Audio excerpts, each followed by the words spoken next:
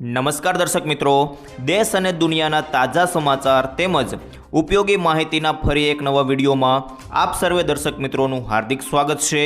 તો આવા જ સમાચાર દરરોજ સૌથી પહેલાં જાણવા માટે આપણી ચેનલ ગુજરાત લાઈવ 24ને સબસ્ક્રાઈબ કરી લેજો। તો મિત્રો, આજના પ્રથમ સમાચાર વિશે વાત કરીએ તો નવી આગાહી 12 ઇંચના વરસાદો। જી હા મિત્રો, હાલમાં ઉત્તર અને મધ્ય ગુજરાતના બાકીના વિસ્તારોમાં વરસાદના ખાસ વાવડ નથી, પરંતુ હવામાનમાં પલટો આવવાની શક્યતા છે। 29 જૂનથી 7 જુલાઈ વચ્ચે ગુજરાતમાં ભારે વરસાદના એંધાણ હવામાન નિષ્ણાંત અંબાલાલ પટેલના મતે આ વખતે વરસાદ મોડું પડવાનું મુખ્ય કારણ રોહિણી નક્ષત્રના પાયા બગડવા અને પવનની વધુ ગતિ હતી। જો કે હવે પવનની ગતિ ધીરે ધીરે ઘટી રહી છે, જે વરસાદ માટે અનુકૂળ સ્થિતિનું નિર્માણ કરશે। આગાહી મુજબ આગામી 29 જૂનથી 7 જુલાઈ વચ્ચે રાજ્યમાં ભારેથી અતિભારે વરસાદ પડવાની પ્રબળ શક્યતા છે, કારણ કે આ સમયગાળામાં ગ્રહોની સ્થિતિ વધુ સાનુકૂળ બનશે। જો કે તેમણે ચેતવણી આપી છે કે 7 જુલાઈનું વરસાદી પાણી કિસાનો માટે ખાસ ફાયદાકારક નથી। ત્યારબાદ 13 જુલાઈ બાદ વરસાદની સ્થિતિ રહેશે।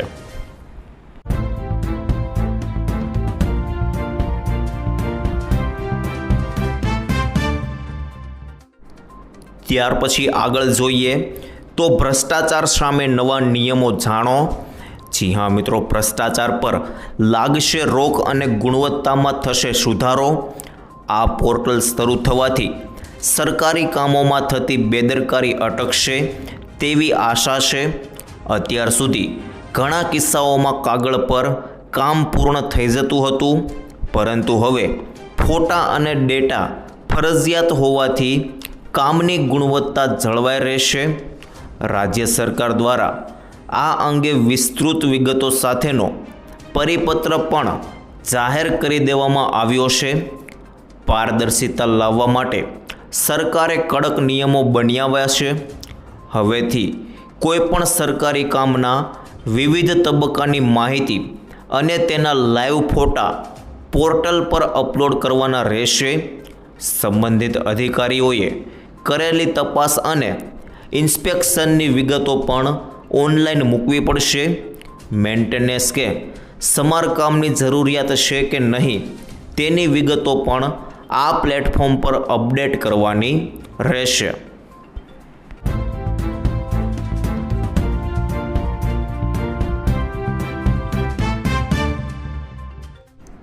ત્યારબાદ આગળ જોઈએ તો ખેડૂતોને જલસો હવે ટેન્શન ટાળ્યું।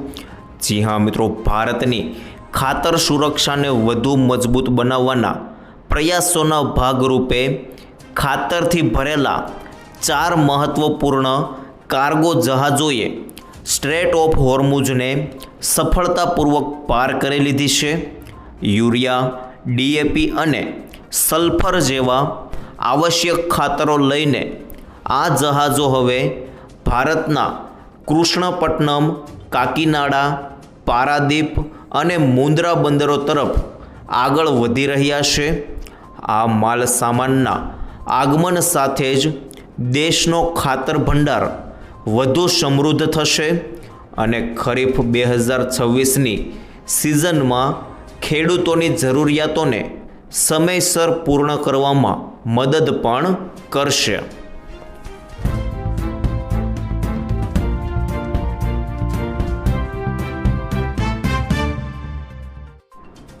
ત્યાર પછી આગળ જોઈએ તો યુદ્ધની ભારે મોંઘવારીથી રાહત।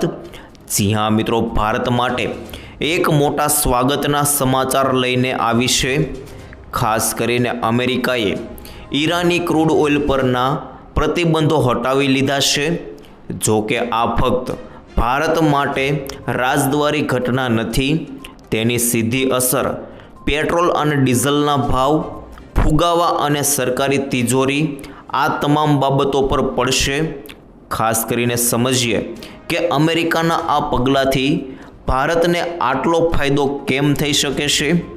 સસ્તું ક્રૂડ ઓઇલ કંપનીઓના ખર્ચમાં ઘટાડો કરશે અને જો સરકાર ઈચ્છે તો તે આ લાભ સામાન્ય માણસ સુધી પહોંચાડી શકે છે।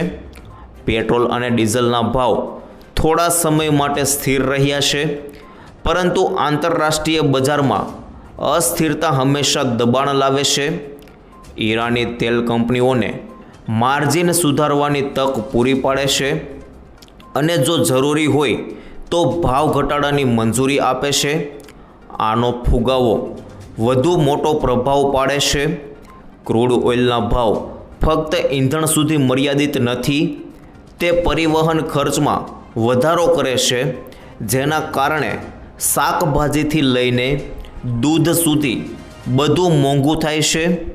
સસ્તા તેલનો અર્થ એ છે કે તમામ માલ માટે સસ્તું પરિવહન, જે રસોડાના બજેટમાં રાહત આપી શકે છે।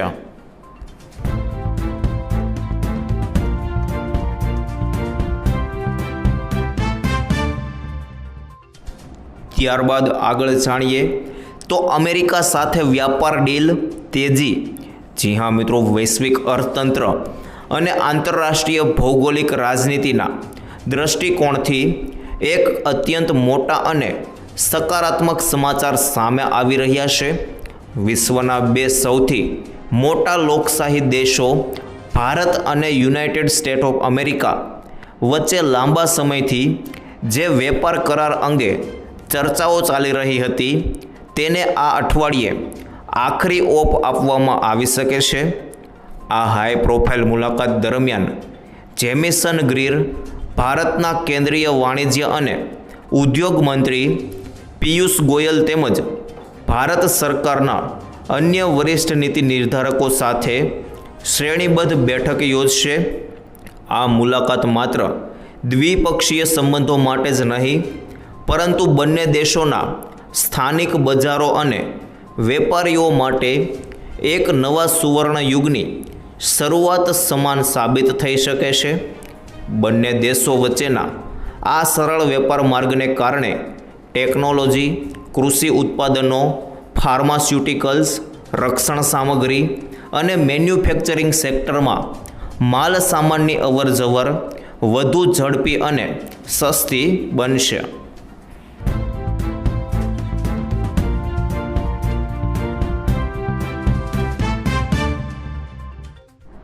ત્યારબાદ આગળ જાણીએ તો જોજો ખેડૂતો આ ભૂલ ના કરતા। જી હા મિત્રો, ખેતીમાં હવામાન ક્યારે બદલાશે તે ખબર નથી। ક્યારેક દુષ્કાળ, ક્યારેક કમોસમી ભારે વરસાદ અને કરા ખેડૂતોની, મહિલાઓની મહેનત બગાડે છે। આવા મોટા નુકસાનને રોકવા માટે સરકારની પીએમ ફસલ વીમા યોજના કોઈ વરદાનથી ઓછી નથી। જોકે ઘણીવાર એવું જોવા મળ્યું છે કે ખેડૂતોનો આખો પાક નાશ પામ્યા પછી પણ તેમના ક્લેમ નકારી કાઢવામાં આવે છે। પાક વીમાનો લાભ લેવાનું પ્રથમ પગલું સમયસર સૂચના છે। જો તમારો ઊભો પાક કરા, પાણી ભરાવા અથવા ભૂસ્ખલન જેવી કુદરતી આફતને કારણે નાશ પામે છે, તો તમારે તાત્કાલિક તેની જાણ કરવી જોઈએ।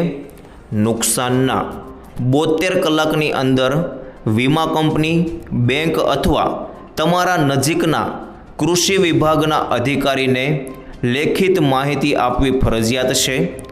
ઘણા ખેડૂતો વિચારે છે કે સર્વેચર ગામમાં આવે ત્યારે તેઓ નુકસાનની જાણ કરશે અને આ તેમની સૌથી મોટી ભૂલ સાબિત થાય છે।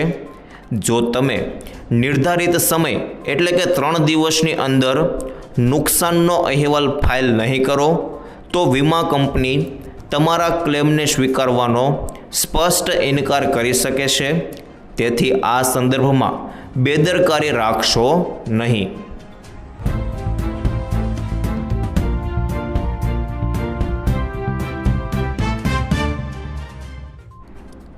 ત્યારબાદ આગળ જાણીએ તો પાકિસ્તાની ધમકીનો વળતો જવાબ।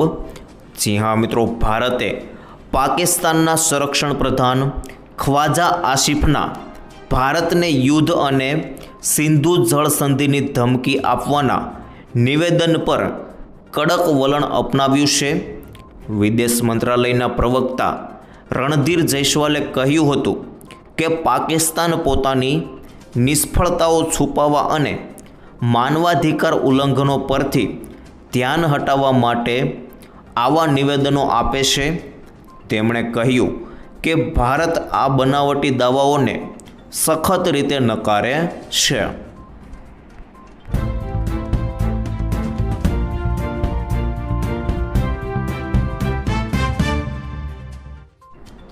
ત્યાર પછી આગળ જોઈએ તો ખેડૂતોને 1 લાખની બદલે સીધા 2 લાખ રૂપિયા. જી હા મિત્રો, ગુજરાતના ખેડૂતોને મદદ કરવા માટે સરકાર ઘણી યોજનાઓ અમલમાં મૂકી છે. આ શ્રેણીમાં ગુજરાત સરકાર દ્વારા મુખ્યમંત્રી પાક સંગ્રહ માળખા યોજના ચલાવવામાં આવી રહી છે. આ અંતર્ગત ખેડૂતોને તેમના ખેતરોમાં અનાજના ગોદામ બનાવવા માટે સરકાર દ્વારા સબસિડી આપવામાં આવે છે. અગાઉ કુલ ખર્ચના 50% અથવા 75,000 સબસિડી તરીકે આપવામાં આવતા હતા, પરંતુ હવે તે વધારીને 1 લાખ રૂપિયા કરવામાં આવ્યું છે.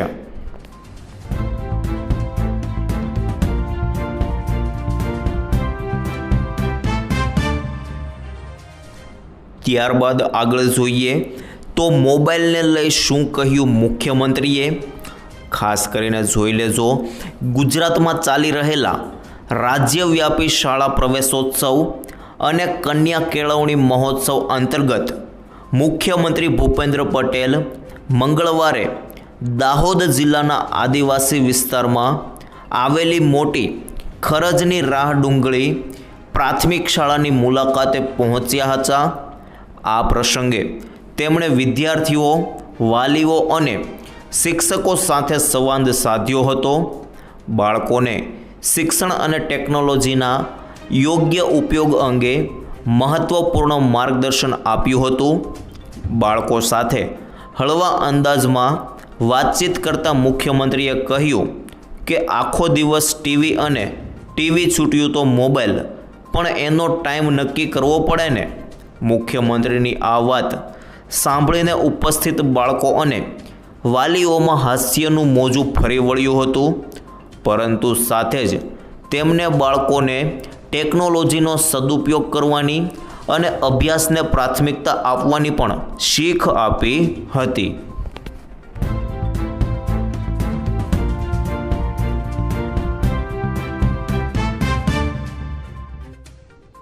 ત્યારબાદ આગળ જોઈએ તો વાહન ચાલકો ચેતજો, લાયસન્સ રદ.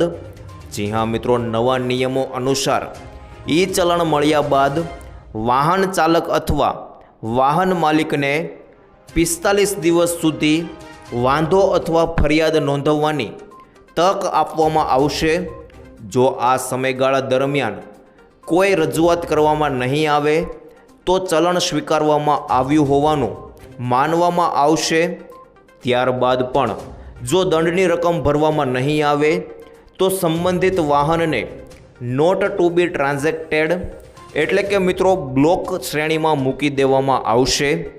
45 દિવસ સુધી તમે ફરિયાદ નોંધાવી શકશો. વાહન બ્લોક શ્રેણીમાં મુકાયા બાદ આરટીઓમાં વાહન સંબંધિત કોઈ પણ વહીવટી પ્રક્રિયા થઈ શકશે નહીં. સરકારી ટેક્સ ભરવાની સુવિધા સિવાય અન્ય કોઈ પણ સેવાઓ તમારા પર પ્રતિબંધ લાગી જશે. વાહનના ટ્રાન્સફર, પરમિટ, એનઓસી અથવા અન્ય સેવાઓ પણ અટકી શકે છે. આ નવા સુધારાની સૌથી કડક જોગવાઈ એ છે કે જો કોઈ એક જ વાહન માલિક અથવા ડ્રાઈવરને 1 વર્ષની અંદર 5 કે તેથી વધુ વખત ટ્રાફિક નિયમોના ભંગ બદલ ઈ ચલણ ઇસ્યુ કરવામાં આવશે તો તે વાહન ચાલકનું ડ્રાઇવિંગ લાયસન્સ તાત્કાલિક ધોરણે સસ્પેન્ડ કરવાની કાયદેસરની કાર્યવાહી પ્રાદેશિક પરિવહન કચેરી એટલે કે મિત્રો આરટીઓ દ્વારા હાથ ધરવામાં આવશે.